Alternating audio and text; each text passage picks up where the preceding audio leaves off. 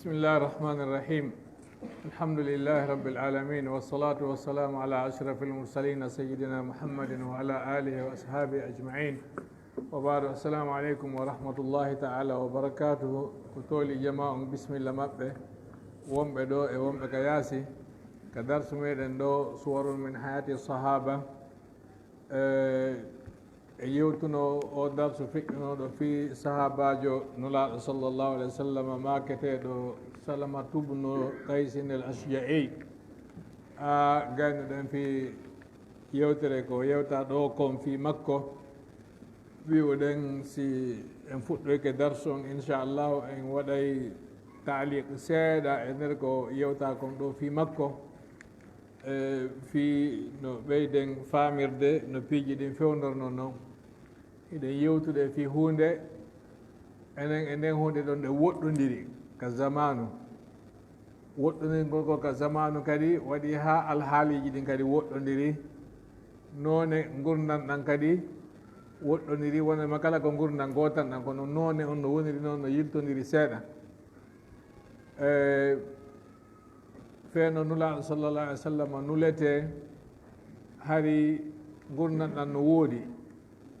ko wiyete gurdam ɗan kon fof no woodi laamuji no woodi laamaɓe no woodi marɓe no woodi wasuɓe no woodi bewɓe no woodi ne'iɓe newiɓe no woodi ko wano noon piiji ɗin fof hari ndan gurdam ɗan no woniri no wono woniri feewno ɗo ni ko noneji ɗin sansi kono hari on tuma kadi ko ni wa'uno joni on nulaaɗo sallallah alih w sallam o nula e saa'i tawa tigi tigi on ko wiyete heewi haa be hibba yani boneji ɗin ɗuuɗi haa tawi ɓe joni allah subahanahu wa taala o immina goɗɗo yo wurtu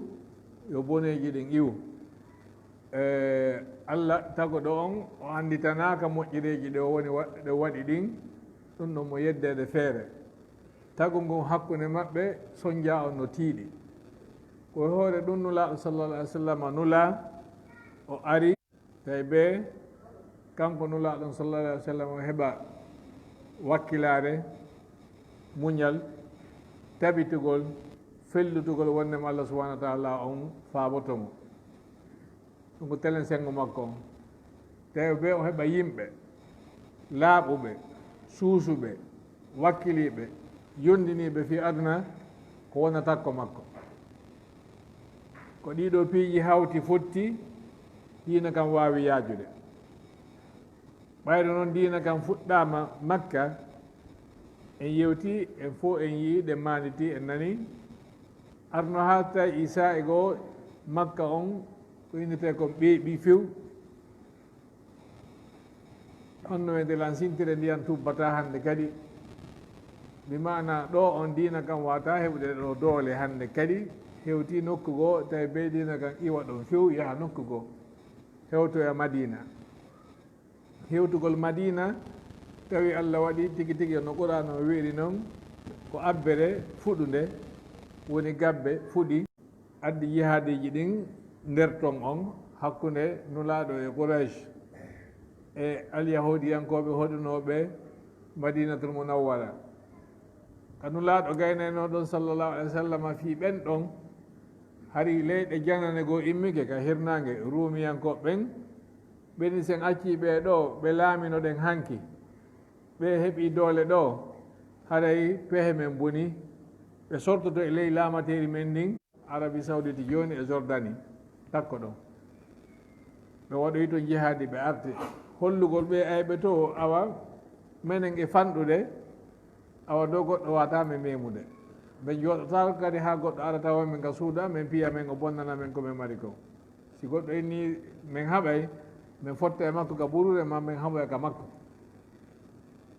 feƴƴingol nulaaɗo sallallah alih w sallam nder leydi ndin dimbi moƴƴa yani laamateri l'islam on dimbi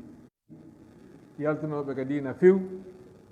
e harakatu mani e zakat e salinoɓe ittude zakka inni kañum ko julɗo kono ittata zakka ɓeɗo seydna aboubacre immi dari ha piiro molanago waɗi sahabaɓe ɓuy wara kono ɓe ɓuttini leydi ndin ɓe jogiti laamu ngon kadi hannde kadi leydi ndi wonti e nder laamateri l'islam on tawi hannde kadi goɗɗo ala ka memmino ko on saahi ɓayde saydna aboubacre feƴƴini e nder duuɓi ɗiɗi ko laami kon o waɗi ko waɗi ɗo on tuma saydna omar laami ko saydna omar laamoto noon toon hari ɓeeka funnange to ɓenni a ɓe laamino ɗen ɗo hanki ɓe fuɗɗike on no wetelan janɗude ɓe fuɗɗike heɓude doole si en acci ɗum ɗo ni hannde kadi moƴƴanta en on tuma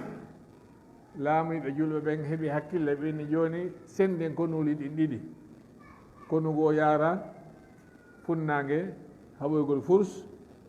konugo yaara hirnange haɓoygol ruum koye nder ɗin honno wetelan guereji en jangi fi alqadisiya iraq to en jangi fi yarmouk e jordanie to en jangi fi guereji boy ko waɗi ko kala ka julɓe ɓen hetti ɓeya arde inna ɗo on ɓe jaɓitay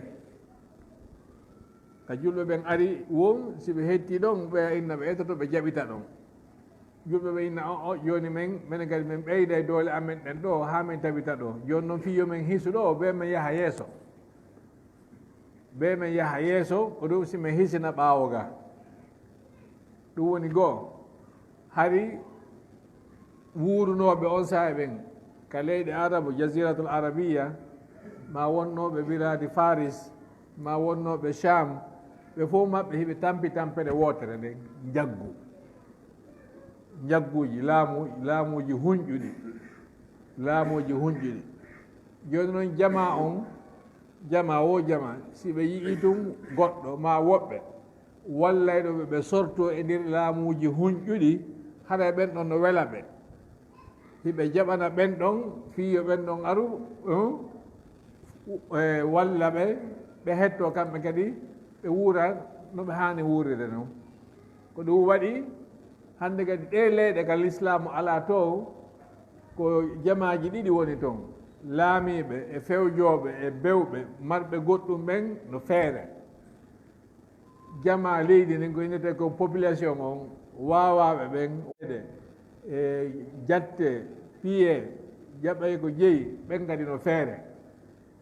ɓen ɗon on fof ko ɓen ɓuri ɗuɗuɗay ɓe faala yo julɓe ɓen aru sabu julɓe ɓen ɓe nani ɓe tooñata ɓe memata ngel goɗɗo haaju maɓɓe ala e jawdi goɗɗo haaju maɓɓe ala e debbo goɗɗo haaju maɓɓe ala e tooñugol goɗɗo siko ɓeeɗo laami a yeehi a golli a ɓiiri lakkere ko an jeeyi e ko heɓuɗa ɗon ko batte lakkere ma nde ƴeɓitataake goɗɗo innata ɗum ɗo on ko minen jeeyi ko ɗum waɗi hani jamaji ɗin no faala yo julɓe ɓen aru laamatereji ɗin no dartade wota julɓe ɓen aru ko ɗon fokkita koko jihade gonɗe yewde si tawi noon julɓe ɓen ɓe fooloya kaɓe woni yahude toon piiji buy ɓe heɓay ala noon ɗum ɓe heɓa hooreɓe kelduɓe kende ɗen fof ɓe heɓa konu ɗoftingu hooreɓe ɓen haɗa konu ngun no ɗofti hooreɓe ɓen no kelɗi simi inni hooreɓe ɓen no kelɗi ɓe mana hooreɓe ɓen ɓeɗo wonɓe ɓaawo maɓɓe fof no hooliɓe no jaɓaniɓe no leykol ngol maɓɓe ko ɗon fokkita ɓayde noon no wowlede no gasa buy e moɗon anda kono defte no windede programme ji no wallinede waɗede e radio ji e télévision ji e ɗum ɗo fof wondema diina kan diina l'islam on yaajirali sakiti e nder adnallah sina hoore doole ko hoore doole ɓe aruɓe forsi yo jama o naatoka diina kono alhaali on no holli wondema ko fenade fen ɗo portoɓe on ɓe naatude diina ɓen e nder leyɗe maɓɓe ɗen fof goto forsataɓe kono no naatede yimɓe anndaɓe kadi hooreɓe ka maɓɓe ɗon natude ka diina anndi ɗum holli wondema ko wolano ɗo kon ko fenade bi mana ko ɓe eto ha julɓe ɓen inna joni ko wiyete jihaadi kon ɓe tutti ɗum e hunduko maɓɓe ɓe sooɗi juuɗe maɓɓe ɗum ha laaɓi pos ko wiyete jihaadi kon ɓe tertiki haaji maɓɓe ala mum hannde kadi ko ɗum porto ɓen faala ko ɗum aywe l'islam ɓen faala hannde kadi joni julɗo wona wiwtu fi jihaadi wona yo waɗa jihaadi joni noon ko innugol ko feƴƴuno kon fof ko tooñe ko tampere joni noon o yiiɗo ko darsu o darsu ɗo seydna omar hoore commanda wonɗo yahde guerre o hinni ya suɓindinaɓe ɗi piiji ɗo yoɓe ar ɓe naata ka diina foten si ɓe naatata ka diina joni gasi yoɓe accu fewjen ɗon ɓe wona ɗon ɓe jokka koɓe jokku noon ɓe rewa koɓe reway noon ɓe yoɓa sagalle si tawi ɗum ɗon fof walanaki ɓe awa innuɓe awa joni de si ɗum ɗo on jaɓali ɗum ɗo on jaɓali ɗum ɗo awa en haɓay joni noon si ɓe suɓiki haɓugol go'o woton tooñu woton feƴƴindi wargol woton waru barmuɗo woton jokkudu doguɗo wota on waru paykum wota on waru mawɗo wata on waru suuɗiɗo e nder galle mum yaltitaali wata on waru debbo wata on taƴu leggal wata on waru kulɗe bahimaji honno ko huutorte kon ɗum ɗo fof on toŋanama bi mana ko hombo haɓa toon ko ƴettuɗo gafa dari yeeso mum on ko on no peddowa ɗon haɓde ko lutti kon fof population mum on tertere joni sa ƴetti on saria ɗon hannde a ari a ƴetti saria wonɗo wadde abiwowal bombuje kilo wulure toon goto bombure wotere ma toon sappo bombure wotere ala liɓa e saare lanca saare nden few est ce que ɓeeɗo ɗiɗon no eɓɓinire ɓeeɗo eɓɓinirtake oɗo noon inna wondema wonnoɗo ƴettude gafa on fewta goto e goto wondema on ɗon tooñu amma kanko no ƴettude bombure wotere yaha waɗa yimɓe wulure yimɓe guluji sappo kanko on o tooña fi on faamu piiji ɗi no woni ɗon joni ko hoore ɗum ɗo seydna omar wayni yoɓe ƴew e hille ko ɗum ɗo woni waɗoyde seydna omar hari no jeeya e honno wentelam ko jogino kon laamateɗi makko nin o accata hay fus feƴƴe hara o humpitaki ko yo humpita ko woni feƴƴude o anda siko noon hanniri awa si wona noon hanniri o wurta himo soyi wondema allah landitoytomo kala ko waɗa e nder laamateɗi makko ni ari himo tigi tigi hayka saare o immoto jemma o jinda o anda ko honno fewni ko saare si goɗɗo no ari ma si goɗɗo no weela no woni ɓe hirtaki no woni nawnuɓe heɓe andeji e nder jemma ɗum ɗo fof ennoto o tefa goɗɗo ari tawimo e leggal mo waali footi o ari tun o hani o faanoɓe yiida ummani tun o wawa so yiltito to woni ɗoni a kaari gori dia o hari no sikkude ɗon huyli ko ɗum waɗi mi tawi mi yahutaw mi aroya o a kaari hakkille maɗa ngoɗo fewni si mi ɗanike jemma mi yeebi hoore am wi ayna deeri an ni honto mi ɗanoto hakkude ɗiɗo ɗiɗi si mi ɗanike jemma mi anda ha fof mi heɓata yawmal qiyamata mi ala juulude mi ala jangude qur'an mi ala wadde mi ala rewde allah jemma hara mi pirdi ɓe mi rewa allah jemma joni noon si mi ɗanike ñalolma ɓe mi ayninaɗo fof nilama deeri an ɗo yeɓoto hara mi pirdi Umar wada ɗanade jon ko woni hoore ɗum ɗo joni noon a yii ɓeɗo ɓe yeehi ɓe wakkilike ɓe honno wentela kay ka yahatake ka rewotako ka goɗɗo tawi ɗon noon gurnan kala han goɗɗo wadda feƴƴinde ɗo kono cuucal limanu laaɓal koɓe wakkili gon allah subahana wa taala feƴƴina ɓe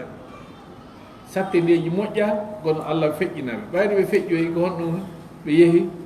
allah foolini ɓe woni haɓude al quwwatu wal haq ko goonga e doole woni piirude goonga si heɓi doole seeɗani ɓeydike hoore majje tun liɓay doole ɗe mara goonga ɗe doole buyi goonga ala e majje e goonga mo mara doole si ɗiɗo ɗiɗi fotti ko doole ɗen liɓata goonga o kono si gonga on heɓi doole seeɗaje hay si yonali feccere ɗe doole ko fenade nde mari ɗa gonga on liɓay honno wedaran ɗe doole ɗa koɗe jandi ho koɗe jandi kam min fi'atin qalilatin galabat fi'atan kathiratan bi idnillah ko ɗum woni toon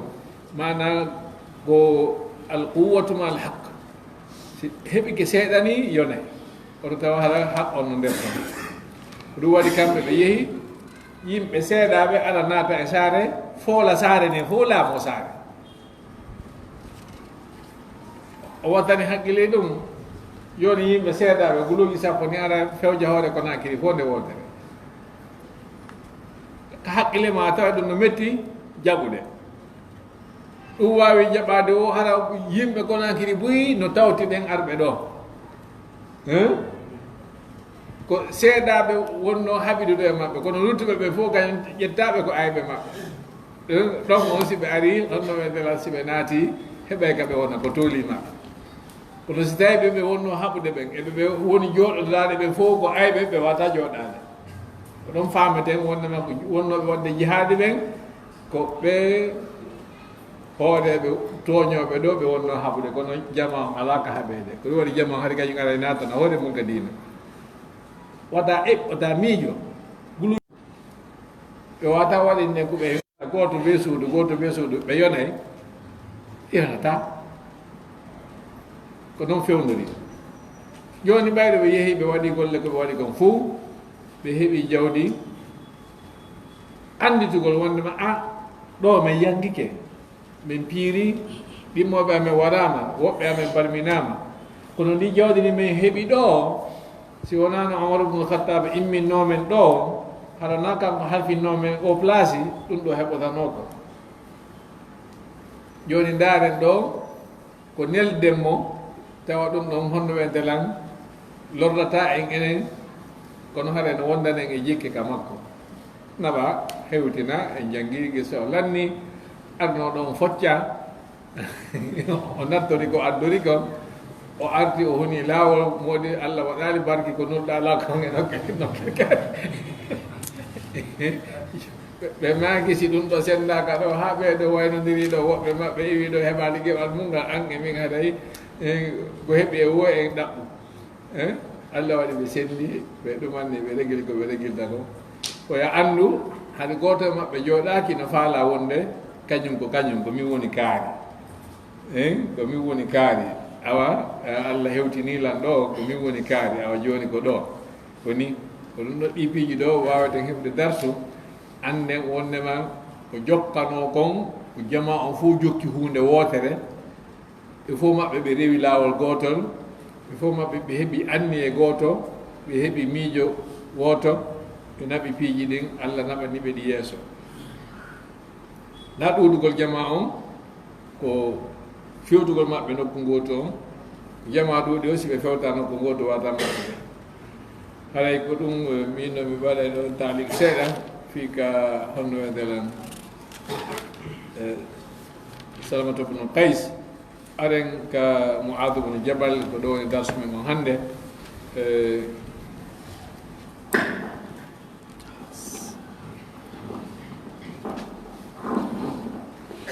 Mu'adh bnu Jabalin radiyallahu anhu ko windi ɗo kon a'lamu ummati bil halali wal harami Mu'adh bnu Jabal hadith on wona ɗo o fuɗɗi ko mo jogii riwayaji ɗiɗi Anas bnu Malik no sifi Abdullah ibn Umar kadi no sifi ko nura sallallahu alaihi wasallam e maaki arhamu ummati bi ummati Abu Bakr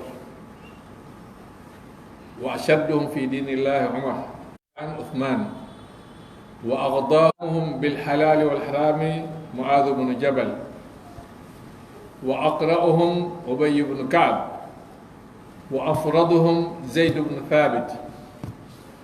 ala wa inna li kulli ummatin aminan wa amin hadhihi al-ummah Abu Ubaidah ibn al-Jarrah radiyallahu anhum jami'an. Nulaaɗo sallallahu alaihi wasallam ɓayde mi nani ko ɓuri ɗo kon ko jula mi ɗaɓɓira misal mi yaara toon fiino faamora seeɗa wona wondema haɗa ko ɗum tigi andi ko ɗaɓɓugol marque marchandise ma on heɓa marque awa kadi honno wi'entelan ndaara e wonɓe gollude e nder honno wi'entelan société o ma usine o ma établissement on fof mo ɓe maɓɓe yi e nder toon alana gooto si nulaaɗo sallallah alih w sallam jonni ɗi misalji ɗo mana sahaba ɓen fof natori ɗo mana kala jogiiɗo ɗum ɗa haray o tawtiɗa ko woni oɗana ɓuri mo arhamu ummati bi ummati aboubacar ko ɓurata yurmede mofte an ɗen e nder mofte an ɗen ko aboubacar ɓurɗo yurmede o kam mofte an hara ko mofte an ɗen o woni yurminde ko aboubacar donc yurmingol newina hoyna piiji ɗin o fof natiri nder ɗon wa ashadduhum fillahi umra ɓurɗo ñaaɗude fi diina kan fi sariyaji ɗin wata goɗɗo fijiri wata goɗɗo ɗum ɗo mematake ɗum ɗo fijirtake ɗum ɗo ɗumannatake ko omar en janggi kissaji boyi dani adrib unaqahu accumi taƴa leggal dane makko nulaɗo accumi taƴa leggal dane makko ka yawre ma ɗuma hewti wo ine accumi taƴa leggal dane onde hari ñaaɗere nden no woodi kono ko fii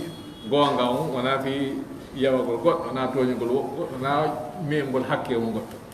kono diina kan saɗi an wona e fijire wona goɗɗo ƴitte ɗum sama kan wo asdaqum haya an uthman ɓurowo hersude on e ɓe sahabaɓe ɗo ousmane ibne affan wa aqdahum ali ibne abi talib si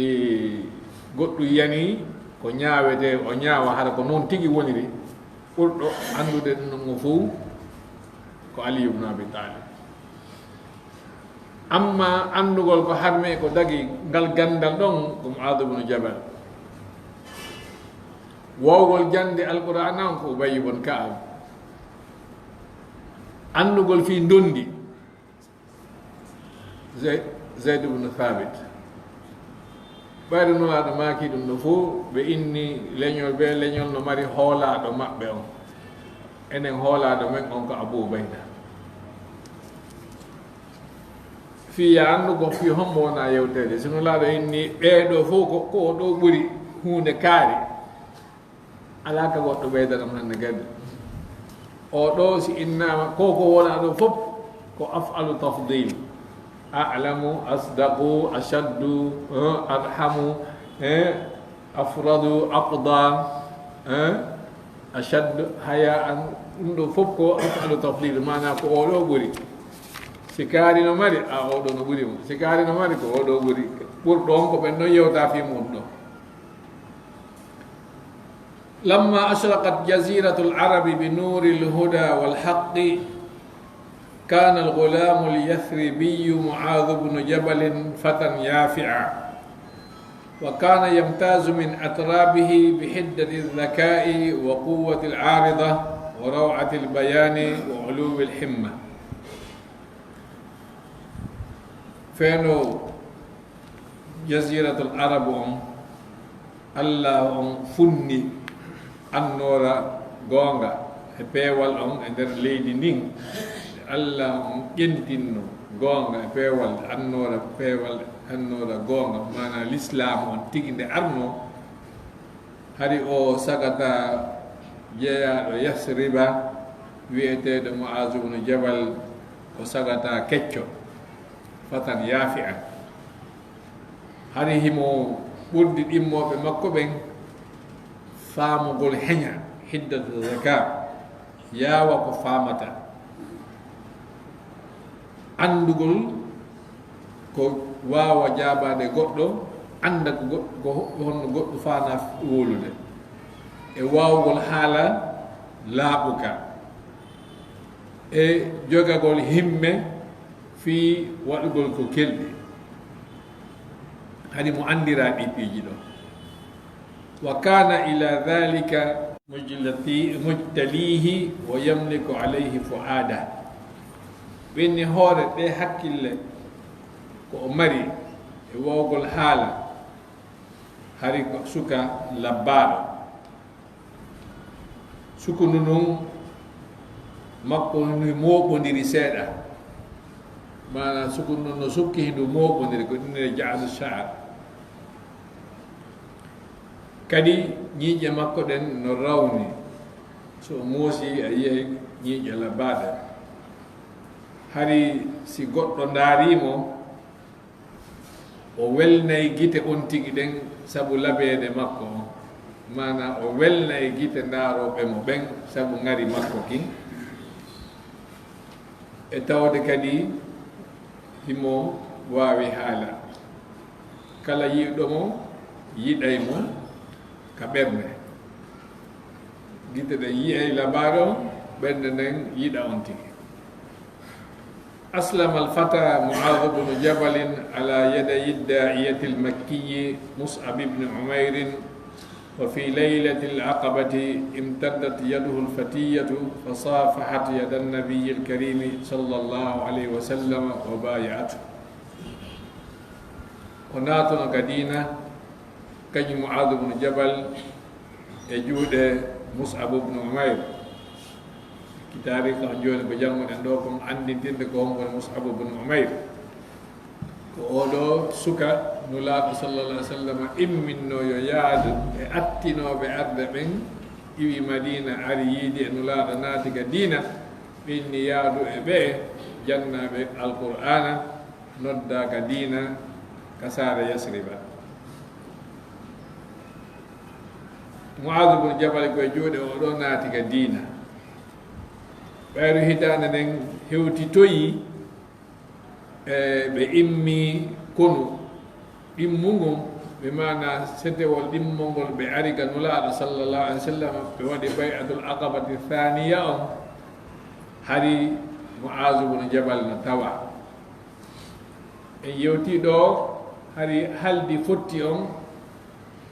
ka naamuji maɓɓe kamɓe ka faamuji maɓɓe si yimɓe ɗiɗo haldi fotti ɓe salmodiray si goɗɗo ari o salminima o inni mi ƴettanima ahadi hunde kaari o fonti junngo o salmini ara ndin ahadi ɗon firtatake hannde kadi hakke ma ko ɗum hitti ɓe inni mo baya inna alladina yubayi'unaka innama yubayi'una baya on ɗo ko ƴettudugol ahadi wondema mi ƴettanima min ahadi hunde kaari mi waɗay ansariyankoɓe ɓen ɓe ƴettanno nulaaɗo ahadi jooni ɓayro gama ɗo wonotako a wata noddude ka diina mais watama yaltinde ɗo naɓa ka amen kono si Allah o wallima a hewti ka amen min ƴettanima ahadi min dandata kala ko min dandata ɓiɓɓe amen ɓen e rewɓe amen ɓen ko min dandata ko sonnaɓe amen ɓe waɗa goɗɗo waɗɗu hewtuɓe e ko min dandata ɓiɓɓe amen ko min dandata ɓerɗum kono noon ko Madina rewnaɗo ɗum adi hijjuɗo on yo yahe Madina sabu no woodi ƴettuɓe ahadi wondema ɓe hiway nulaaɗo ɓe dandam jonno Mu'adh ibn Jabal no tawanno e ɓen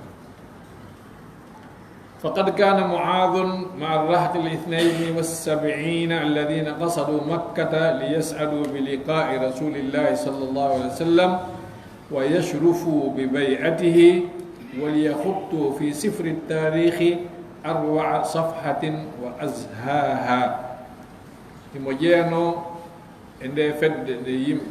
جابان إنجي ديدو يونو بمدينة tawoy nulaaɗo makkata ɓe ari allah weltiniri ɓe tindudugol e nulaaɗo sallallah alih w sallam allah on teddiniri ɓe ƴettangol nulaaɗon ahadi kandin ahadi ƴettanoɗon no way wasi ɓe ƴetti kanamol ɓe windi e nder deftere tariha nden ko ɓuri bindi ɓurɗi hittude ɗin e nder tariha sabu ko on bay aɗon addi ha yo nulaaɗo seeno madina ko seeno ko nulaaɗo madina ngo addi ha islam on heɓi doole وما إن عاد الفتى من مكة إلى المدينة حتى كون هو ونفر صغير من لداته جماعة لكسر الأوثان وانتزاعها من بيوت المشركين في يثرب في السر أو في العلن. يتلون آد نلا دون مكة هوتو تقول مكة مدينة ومو مندري بايكوي غوري هو مكة ما سكتا غوري مكة بحال دي فوتي يبقى إما بوانا غولة ونو غولة بحال دي فوتي دين كو فوسو غول سنموجي دين bonna kala sanamuji wonano ɗi rewede ɓe yaha ɓe itta ɗi e nder galleji ɓe yimɓe wonnoɓe sirkande Allah e nder saare Yasriba nde ɗum noon ɓe haldi ɗon ka wawata waɗorde gundoyo kala ka wawata waɗirade kene yoɓe waɗo e kene bonno yindu sen andi hiɗen wawi bonnude ndu e kene hara fo so waɗali bonnen e kene fo yiya sen andi lesi en waɗi ɗum ka kene honno wendelan e wata wattoyde sifa mum on tuma suuɗo ɗe yahe bonne ndi. wa kana min athari harakati haulai alfityani sigar an aslama rajulun kabirun min rijalati yathriba huwa amru bnu ljamuh.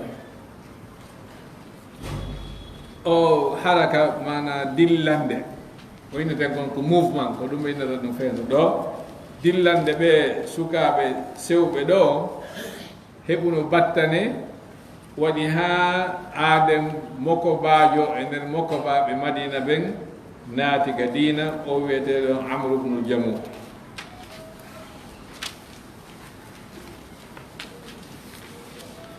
كان عمرو بن الجموح سيدا من سادات بني سلمة وشريفا من أشرافه.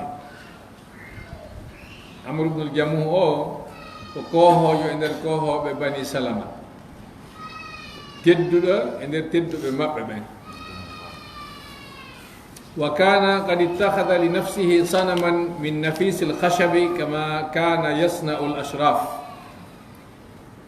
ويهونو دبلت ɓurɓe sattude piri ɗen ɓe moƴƴinanimo e majje sanamuru hari marɓe feere ɓen fof ɓe yaha ɓe ɗaɓɓa leɗɗe ɓurɓe sattude piri ɗen eɗen ɗon lesi ɗe ɓe moƴƴinane sanamuji maɓɓe ɗin. ɗo mi wata andude kono ɓe inna wono lenge e bois rouge ko ɗum ɗo kadi woni satta piriji ɗen donc ko ɗaɓɓugol sifa ɗen on yaha ndaara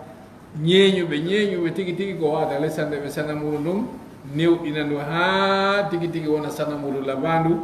ara no joƴƴine ka tumbere galle. hande kadi si goɗɗo ari ko ɗum noon attete hollede he kaari no mari sanamuru labandu moodi kamen hewtuno ɗon sa yiino sanamuru makko modi ɗum no laaɓa yani hari ko ɗum mantorte marɓe ɓe fof mo ɓe mantore sanamuru no moƴƴinani hoore mum. وكان شيخ بني سلمة يؤنى بصنمه هذا أشد العناية فيجلله بالحرير ويضمخه كل صباح بالطيب. وموضوع هذه نتدني دو سنمور مكو موجانو وجدتينو تشونتي حرير بود ساتو دين تشوغو وجدتينو ورا وقرنادو بيم ووجانو. فقام الفتيان الصغار إلى صنمه تحت جنح الظلام وحملوه من مكانه وخرجوا به إلى خلف منازل بني سلمة وألقوه في حفرة كانت تجمع فيها الأقذار. بسكابة كهون بوادي بسكابة سوبة كهون بوادي بإمي بيهني دوسا نمر مكو تنبرا جمع بيروندينو بيالتيني e ƴettino ɓe naɓi ha ka ɓaawo koole bani salamata en e feriino ɗon e nder ngayka ka piiji tuunuɗi hibbeteno mana ka ñooge on hibbete ɗon ɓe naɓi ɗon no wendela gayneten no jooni ka poubel ka ñooge hibbete ɗon alhamdulillah enen en satna ɗum feeno ɗon donc ɓe ƴetti ɗum ɓe naɓi ɓe liɓoyndu toon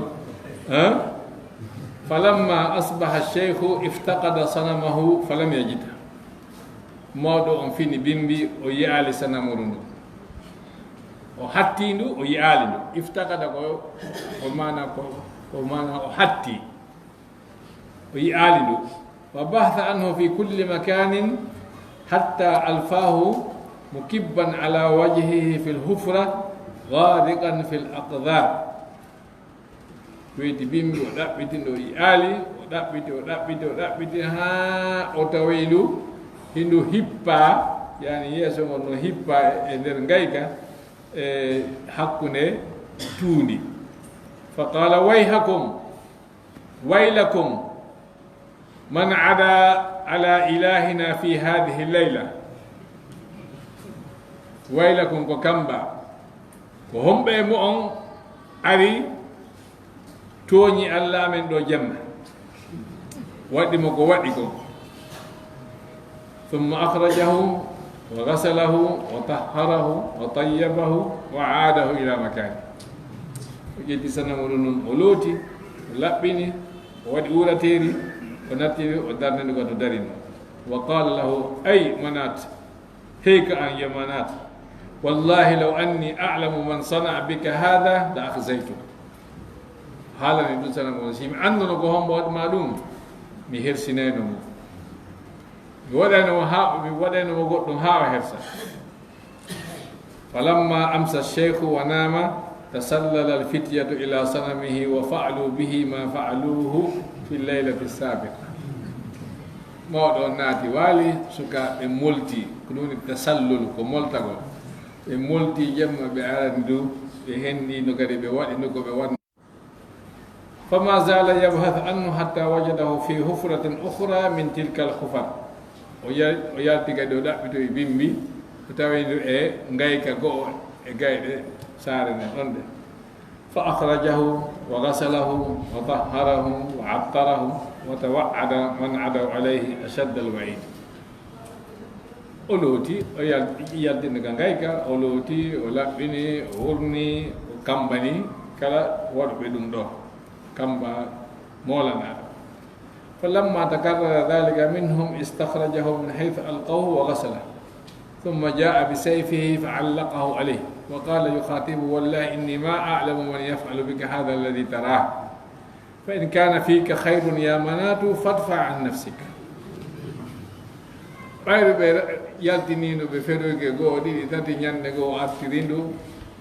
ولا بينيندو وادي كان وقت ما ينتي كافا مولانا كيلدوكا وادي كبالا بمايو دو وين هيكا والله mi anda ko homo ma toñude wala ko ko ma wadde do si tawi no hida mari moƴƴere hina do gafa kan wakkilo ankari dartoɗa ɓe wonɓe arde waɗa ɗo dandu hoore ma hada sayfu ma hina do gafa kan dandu hoore ma si tawi tun ɗa gayna goɗɗum hina ɗo kafa dandu hoore ma falamma amsa cheikhu wa nama ada lfitiyatu ala sanam moɗon naato e waali sukaɓe kadi arani ndu fa akhadu sayfa almuallaqa fi raqabati ɓe ƴetti kafa ko waɗano ka dande mayru ɗum ɓe itti وربطوه بعنق كلب ميت وألقوهما في حفرة من تلك الحفر أنتم بجتي سنمرون بحبدين برير مينو بقودي بداسي هابي هوتو يتاكو غايكا جيبه أم فرته تو بفريد إندرتو فلما أصبح الشيخ جد في طلب سنمه حتى وجده ملقا بين الأقدار مقرونا بكلب ميت منكسا على وجهه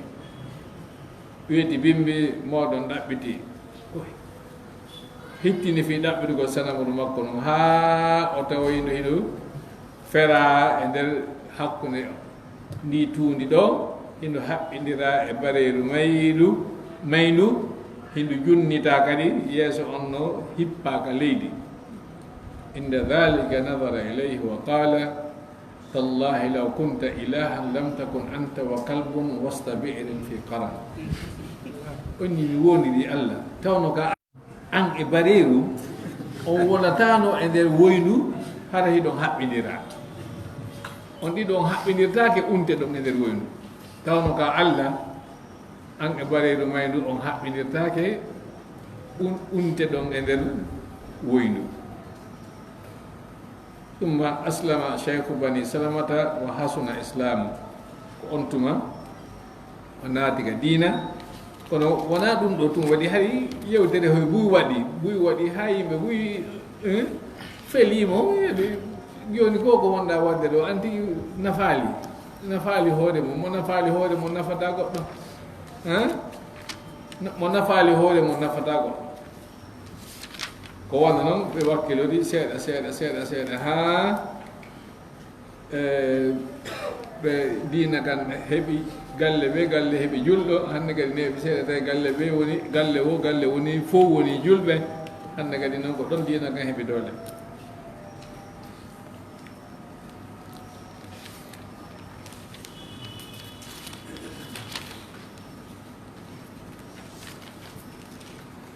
ولما قدم الرسول الكريم صلى الله عليه وسلم على المدينة مهاجرا لزمه الفتى معاذ بن جبل ملازمة الظل لصاحبه فأخذ عنه القرآن وتلقى عليه شرائع الإسلام حتى غدا من أقرأ الصحابة لكتاب الله وأعلمهم بشرعه وأرد الله بهوتي مدينة بفري بأري مدينة بهوتي o suka wiyeteɗo Muaz ibn Jabal ari o wondi e maɓɓe o ɓadiɓe no annduɗa no ɗoodi ɓadorta jommum noon yani o wondi e maɓɓe wondingal ɓe seedali no annduɗa noon ɗoodi seedata e jommum ko noon woni o seedirali kamɓe nulaaɗo sallallah alih w sallam o jangi e juuɗe nulaaɗo alqur'an o jangi ñaawooje l'islamu ɗen e juuɗe nulaaɗo ha o woni mo jeeya e ɓurɓe wowde janngode alqur'ana ɓen e ɓurɓe anndude sariyaji l'islam حدث يزيد بن قطيب قال دخلت مسجد حمص فإذا أنا بفتى جعد الشعر قد اجتمع حوله الناس فإذا تكلم كأنما يخرج من فيه نور ولؤلؤ فقلت من هذا فقالوا معاذ بن جبل oɗo wiyeteɗo Yazid ibn Qutayb o arno ka juulirde Hims ɗon ko e nder leydi Syrie ɓe jogino cae tati jane on saa'i ko Hims e Halab e Dima hari noon saare no mari kala mokoɓe wonɓe jannude heɓe jogii almasjid al jami nde juulirde ɗo hari ko Muaz ibn Jabal woni ɗon wonni mi arno mi naati ka juulirde Hims mi tawi suka mo sukunu mo nangoniri mana sukunu no wona sukunu juutu no ɓowru no haari leyga e komo sukunu mon jogoniri yimɓe no jooɗi seraji ɗin fof himo yewtude si o wooli a sikke ko kanŋe ma jaama woni yaltude ka hunnuko makko hakke ma ko haala kan tawi no weli no laba mi inni ko homboni ɓeyni ko wiyete Muaz ibn Jabal وروى أبو مسلم الخولاني قال أتيت مسجد دمشق فإذا حلقة فيها كهول من أصحاب محمد صلى الله عليه وسلم وإذا شاب فيهم أكحل العين براق الثنايا كلما اختلفوا في شيء ردوه إلى الفتى فقلت لجليس لي من هذا فقال معاذ بن جبل أبو مسلم الخولاني من أحد كبار التابعين جاء اليمن وينيندغو mi arno ka julirde Dimashqa mi tawi kurum wol yimɓe moko baaɓe e nder sahabaɓe nulaaɓe ɓen si innama kahal ma ko hul ko tuma on timmi makko ba yaagal makko baaɓe ɓen seenike makko baaɓe ni makko baaɓe maaki haray sahabaɓe nulaaɓe mawɓe ɓen tigi tigi ɓen ɓen no jooɗi hiɓe yewta fi masalaji diina tawi no hakkude maɓɓe ɗon suka ɓe mana gite makko no hecciɗi ɓe mana o heɓaali duuɓe sikke ko waɗɗo kale ka gite makko alcohol ko kale ko waɗete ɗo kon ɓe mana ɗo on hay gotol rawnali o furɗali hay nokku de ɓiɗin ɗo fof no ɓawli sikke ko kale o waɗi hollugo wondema ko sagata ko noon ɓe wolirta so tawi on ndi ko sagata barraqu thanaya ñiƴƴe makko en no jalbi mana o solali o hannde aɗa en wattide laaɓi ɗiɗi ara noon ɗon ko rowni fay ko nimmon noon si yeehi artata donc si on ndi koni mawɗo si o soli ala artude hannde kadi donc ɗon winni so yi goɗɗo winni ñiiƴe ɗe fof no timmi mana ha joni o naw yaali taw o ronki taali taw fata si ɓe yeddodiri fi masala ha ɓenna enen Muaz ibn Jabal holno wiiɗa o wiya ko hunde kaari on tuma min Abu Muslim al-Khawlani tawi goɗɗo no jooɗi takko an ɗon mi inni man hada ko hom goni no jooɗinoɗo takkan on no wi ko Muaz ibn Jabal en darata ɗo hannde inchallah asa wala allah fi dars al-qadim wawen gaynitoyade inchallah taala هذا وصلى الله وسلم وبارك على نبينا محمد وعلى اله وصحبه اجمعين والسلام عليكم ورحمه الله تعالى وبركاته. Ustaz o salamata da ɓaawo ga ɓe waɗi tarika makko ko duuɓi jelu makko sa yombo feƴƴini hara a waɗa ga wafatu makko ko jihaadi o wara ka ko ɓe windali ga mi ɗo wawi noon ɗaɓɓiɗo min haalan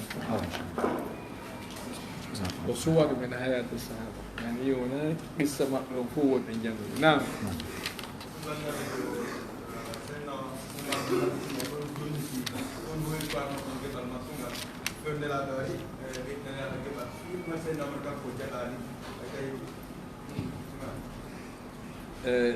no woodi no gasa woodi ko famali fota wona geɓal makko ngal ɓe addanno ɓe neldumo oya landino sahabaɓe simi sendi ɗum ɗo hakkude moɗon yonanta on hay hunde mana joni ko koɗol kange ma koɗol jama joni simi sendi hakkude moɗon mo ɓe heeɓi kuntum yonanta on hay hunde nafata on joni si tawi hiɗon yarli joni ƴetten no woniri ɗo ni nelden Abu Umar ibn al-Khattab wona humusu on joni no ɓeyni joni kaari a yahu hollama wondema Allah okki en polgal nokkel kaari hiɗe neldimo ɗum ɗon o nelda wona humusu on fo jeyano kaka humusu on ko wattete ɗum ka baytul mal ɗum ɗon ɓe halɗuɓe fotti ɓe neldimo ko ɗum waɗi si on jaɓali amma ko baytul mal o jeeyi komo waɗani ɗo jaɓata wona hakke makko ko haqqe baytul mal o